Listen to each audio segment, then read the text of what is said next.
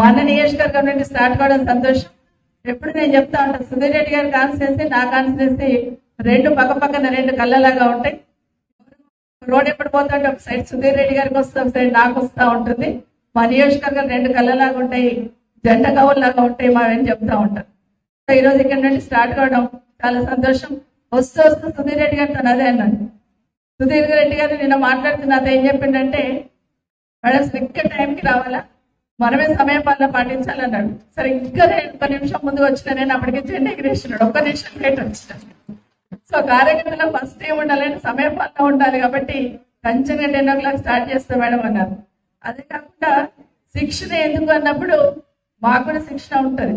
నేను వస్తున్నప్పుడు సుధీర్ రెడ్డి గారు నాకు శిక్షణ ఇచ్చే పంపించాలి, ఇక్కడ ఏం మాట్లాడాలి, మీరు ఒకరొకరు ఒక్కొక్క సబ్జెక్ట్ తీసుకొని మాట్లాడదాం మేడం, అందరం రొటీన్ గా మాట్లాడుతూ ఉంటే రొటీన్ అయిపోతుంది, పొలిటికల్ గా ఎప్పుడు మాట్లాడేది అవుతుంది, ఒక్కొక్కరం ఒక్కొక్క సెక్షన్ తీసుకొని మాట్లాడితే బాగుంటుంది అన్నారు. నిజమే అనిపించింది. ప్రతి మనిషికి శిక్షణ అవసరం. ఇప్పుడు దీపం వెలిగించాలంటేనే గాలికి వెలగకపోతే దాని మీద కర్పూరం పెట్టి వెలిగించినాం, అది కూడా శిక్షణే కదా. అక్కడ నుండే మొదలు పెట్టినాం అన్నట్టు కర్పూరం వెలిగించడం అనేది.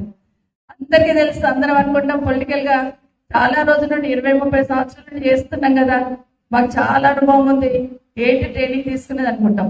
వాస్తవమే.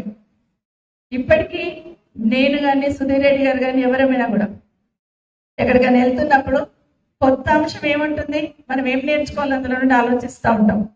మనిషి అనేవాడే నిరంతరం విద్యార్థిగా పనిచేస్తూ ఉంటారు. కాబట్టి మనం కూడా రాజకీయాలలో కొత్త వారికి వస్తున్నప్పుడు మనం కూడా కొత్తగా ఆలోచించాల్సిన అవసరం ఉంది. రొటీన్ గా ఓడ మొక్కెత్తి అయితే ఏ సమస్య వచ్చినప్పుడు ఎట్లా రియాక్ట్ కావాలనేదే శిక్షణ. మనందరికీ తెలుసు, పార్టీ ఉన్నప్పుడు పార్టీ సిద్ధాంతాలు ఉంటాయి. ఆ సిద్ధాంతాలు ఏమున్నాయి, పార్టీ సిద్ధాంతాలను ఎట్లా తీసుకెళ్లాలి ముందుకు, ఓన్లీ కేసీఆర్ గారు, బీఆర్ఎస్, కేటీఆర్ గారు, సుధీర్ రెడ్డి గారు అని చెప్తున్నాం. కానీ మా సిద్ధాంతం ఏముంటుంది, దేనికోసం పోరాటం చేసినాం. ఫస్ట్ మనం కేసీఆర్ గారు పేరు తీసుకోగానే ఏమంటాం, తెలంగాణ కోసం పోరాటం చేసిన ఏకైక నాయకుడు కేసీఆర్ గారు. తెలంగాణ చేస్తా, తెలంగాణ చేస్తా, తెలంగాణ అంటేనే కేసీఆర్ గారిని మనకు అదొక సిద్ధాంతం మన పార్టీలోనే ఉంది. అయితే ప్రభుత్వంలోకి వచ్చిన తర్వాత మన ప్రభుత్వం 10 సంవత్సరాలు ఏం చేసింది, దాన్ని కూడా క్షుణ్ణంగా మనము నేర్చుకొని ఖచ్చితంగా చెప్పాల్సిన అవసరం ఉంది. ఈ 2 సంవత్సరాలు బేరీ చేసుకుంటే 10 సంవత్సరాలు కేసీఆర్ గారు ఎన్నో చేశారు. సో వాటన్నింటినీ కూడా చెప్పాలి, ప్రజలకు తెలుసు అనేది కాకుండా మనం కూడా చెప్పాల్సిన అవసరం ఉంటుంది. అదే కాకుండా మనందరికీ కూడా ట్రైనింగ్ ఇస్తున్నప్పుడు ఒకటే అనుకుంటాం, అందరికీ ట్రైనింగ్ ఉంటుంది, డాక్టర్స్ కి ట్రైనింగ్ ఉంటుంది, కలెక్టర్ కావాలంటే ట్రైనింగ్ ఉంటుంది, అందరికీ ట్రైనింగ్ ఉంటుంది. అట్లాగే మనకు కూడా ట్రైనింగ్ అవసరం.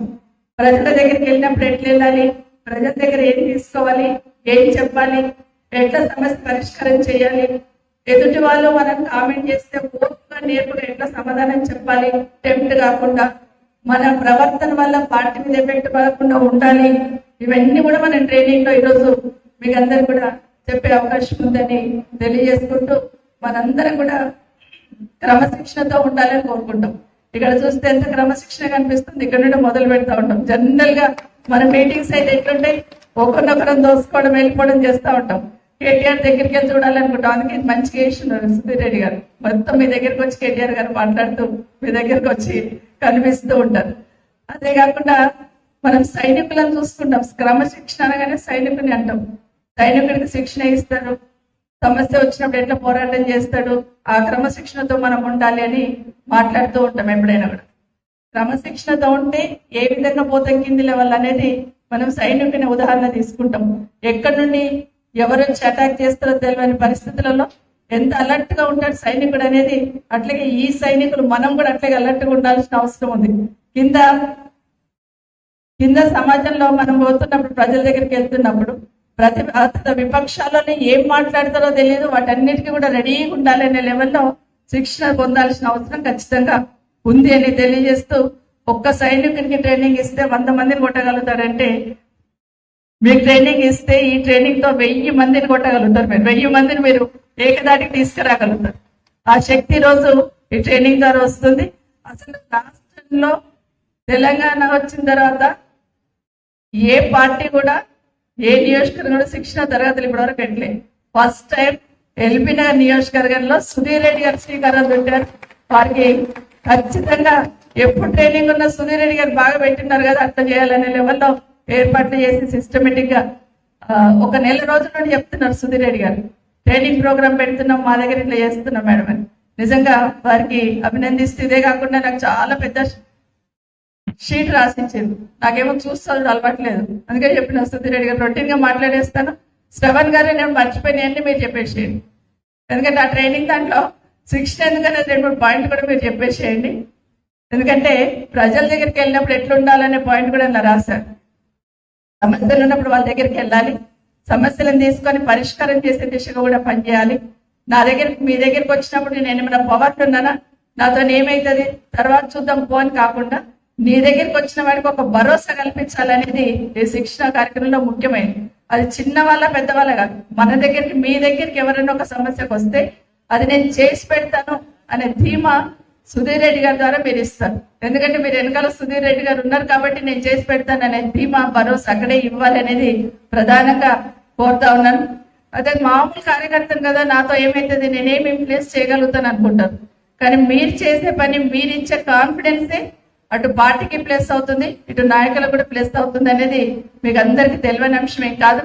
అటు పార్టీకి, ఇటు ప్రజలకి, అటు ప్రభుత్వానికి మధ్యలో వారధిగా పనిచేయాల్సిన బాధ్యత ఖచ్చితంగా కార్యకర్తకే ఉంటుందని కూడా తెలియజేస్తూ, మరి ఈరోజు కేసీఆర్ గారి నాయకత్వంలో మనం పనిచేయడం, ఎన్నో పనులు చేస్తాం, అభివృద్ధి కార్యక్రమాల్లో కానివ్వండి ఎన్నో చేస్తున్నాం.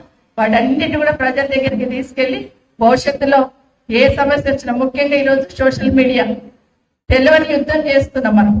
సోషల్ మీడియాలో ఎవరొక కామెంట్ పెట్టగానే దానికి సోషల్ మీడియాలోనే ఫైట్ మొదలవుతా ఉంటుంది. దాన్ని వదిలిపెట్టకుండా నాకెందుకులే ఇంకెవరో చూసుకుంటాను కాకుండా ప్రతి కార్యకర్త కూడా సోషల్ మీడియాలో పార్టీ పరంగా వచ్చిందంటే పార్టీ పరంగా పెట్టాలి, లేదంటే వ్యతిరేకంగా, మనకు వ్యతిరేకంగా వస్తే దాని దగ్గర ఫైట్ చేయాల్సిన బాధ్యత కూడా మన కార్యకర్తలకే ఉందని మనవి చేసుకుంటూ, ఒకటే మనం గుర్తుపెట్టుకోవాలి, ఒకటి నేర్చుకో, నేర్పించు, నడిపించు అని అంబేద్కర్ గారు చెప్పినట్టు 3 సిద్ధాంతాలు మనం కూడా పెట్టి నేర్చుకో, నేర్పించు, నడిపించు. ప్రజల దగ్గరికి వెళ్ళి నేర్చుకుందాం, సమస్యలు తీసుకుందాం, అట్లాగే వాటిని సాల్వ్ చేసే ప్రయత్నం చేద్దాం, పక్క వాళ్ళతో షేర్ చేసుకుందాం అని తెలియజేసుకుంటూ, మరొకసారి మీ అందరికీ ఇంత మంచి కార్యక్రమాన్ని ఆర్గనైజ్ చేసి మిమ్మల్ని తిరుగులేని నాయకులుగా తీర్చిదిద్దే మొదటి స్టెప్ ఇది అనుకుంటాను నేను. మీకు అందరికీ కూడా మరొకసారి కంగ్రాచులేషన్స్, అభినందనలు. జై తెలంగాణ.